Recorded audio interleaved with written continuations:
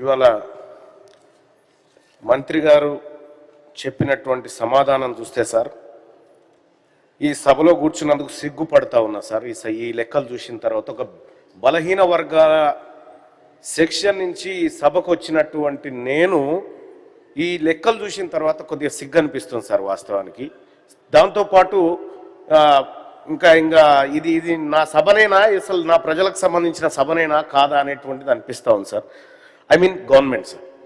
Sir ఇక్కడ ఇప్పటిదాకా గౌరవ పెద్దలు బండా ప్రకాష్ గారు, ఆ తర్వాత మధుసూనాచారి గారు, ఎల్ఓపి గారు కూడా చాలా ఆవేదనతో కూడినటువంటి అంశం చెప్పారు సార్. ఈ 2 సంవత్సరాల్లో సార్, ఈ 2 సంవత్సరాల్లో ఈ ప్రభుత్వం చెప్పినటువంటి లెక్క అది కేవలం లెక్క కాదు సార్. దాంట్లో ఒక భయంకరమైన నిజం బయటపడ్డది సార్. ఇప్పుడు 2,02,298 మంది బీసీ పిల్లలకు స్కాలర్షిప్లు మేము ఇయ్యము ఎగ్గబెడుతున్నామని చెప్పి ఈ ప్రశ్నలో సమాధానం సార్.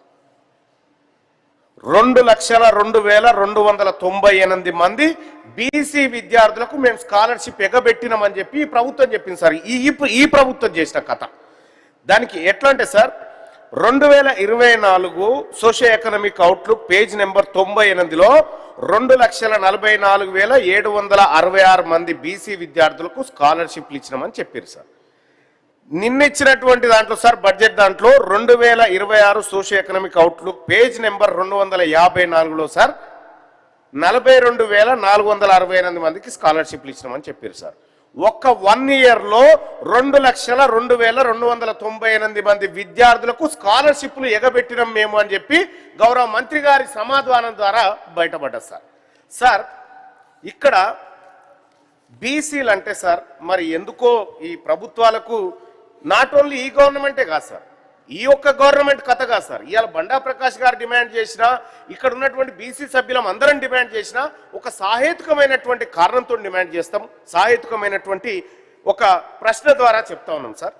ఇప్పుడు పెద్దలు చెప్పినట్టుగా ఈ 2 ఏడాదిలలో కలిపి, ఈ 2 ఏళ్లలో కలిపి దాదాపుగా ఓన్లీ విద్యాపరమైనటువంటి అంశంలోనే 3,512 కోట్ల రూపాయలు ఎగబెట్టింది సార్ ఈ ప్రభుత్వం బీసీలకు. ఓన్లీ విద్యా అంశమే సార్.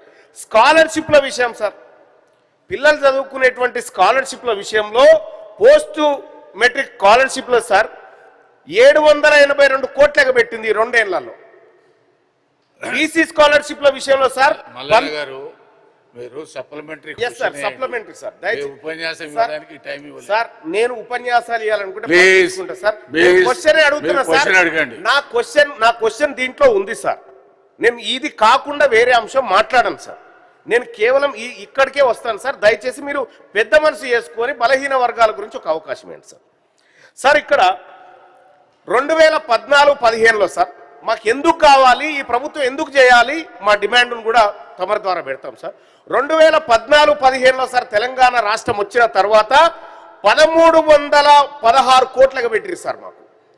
ఆ తర్వాత 2015-16లో 1,099 కోట్లు, 2018-19లో 2,468 కోట్లు, ఇట్లా దాదాపు 8,462 కోట్లు ఎగబెట్టిరు. కాబట్టి ఈ ప్రభుత్వము అధికారంలోకి వస్తే బీసీ సప్లాన్ తీసుకొస్తామనేటువంటి మాట చెప్పింది. కాబట్టి ఈ కళ్ళ ముంగట కనిపిస్తున్న సాక్ష్యాలన్నీ సభ ముందు పెడుతూ బీసీలకు సప్లాను అమలు చేసేటువంటి ఇష్టం ఉందా లేదా ఈ ప్రభుత్వానికి, లేకపోతే ప్రభుత్వం ఓపెన్ గా చెప్పేయచ్చు ఇది మీ ప్రభుత్వం కాదా, మీకు మేము నిధులు ఇవ్వదలుచుకోలేదనేటువంటి మాట క్లారిటీగా చెప్తే మేము మమ్మల్ని గెలిపించి ఇక్కడ తోలిచ్చిన ప్రజల కన్నా క్లియర్ గా చెప్తాం.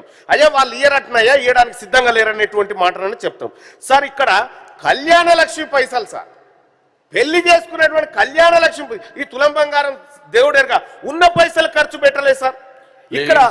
ఇక్కడ వీటన్నిటిపైన ఈ ప్రభుత్వం చర్యలు తీసుకుంటుందా తీసుకోదా, ఈ బాధలకు ఇక్కడితో ఫుల్ స్టాప్ ఉంటుందా ఉండదా, ఈ బాధలకు ఇక్కడితో ఫుల్ స్టాప్ ఉంటుందా ఉండదా, బీసీల అంశం చర్చ తేలాల్సిందే సార్. దయచేసి మీ ద్వారా ప్రభుత్వాన్ని అడుగుతా ఉన్నా, మాకు న్యాయం చేయండి. ఆనరబుల్ మినిస్టర్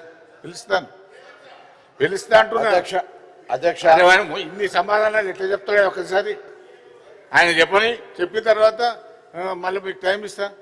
అధ్యక్ష గౌరవ సభ్యులు అడిగినటువంటి అనేక అంశాలని కూడా ప్రభుత్వం పక్షాన గౌరవ ముఖ్యమంత్రి గారు, ఉప ముఖ్యమంత్రి గారు, సహచర మంత్రులను ముఖ్యంగా బలహీన వర్గాలకు సంబంధించినటువంటి కొండా సురేఖ గారు, వాకిడి శ్రీహరి గారు, మా శాసనసభ్యులు కూడా బలహీన వర్గాలకు సంబంధించి సామాజిక న్యాయానికి ఛాంపియన్ అయిన కాంగ్రెస్ ద్వారా సర్వీస్ జరగాలనేటువంటి ఆలోచన తప్పకుండా మా దగ్గర ఉంది. నేను గౌరవ సభ్యులకు కూడా ధన్యవాదాలు తెలియజేస్తాను. ఎప్పుడైనా బలహీన వర్గాల పట్ల కన్సర్న్ ఉండాల్సిందే. కన్సర్న్ ప్రభుత్వం ఏ ప్రభుత్వం ఉన్నా మీరు అధికారంలో మేము అడిగినాం, చేయలేకపోయినా మేము అధికారంలో ఉన్నప్పుడు మీరు అడగాలి, మేము చేయడానికి సిద్ధంగా ఉన్నాం. మా ఆలోచన చేయాలనే ఆలోచనతో ఉందనే మాట మనం చేస్తాను. ఈరోజు అధ్యక్ష కార్పొరేషన్లను కూడా బలోపేతం చేస్తాం.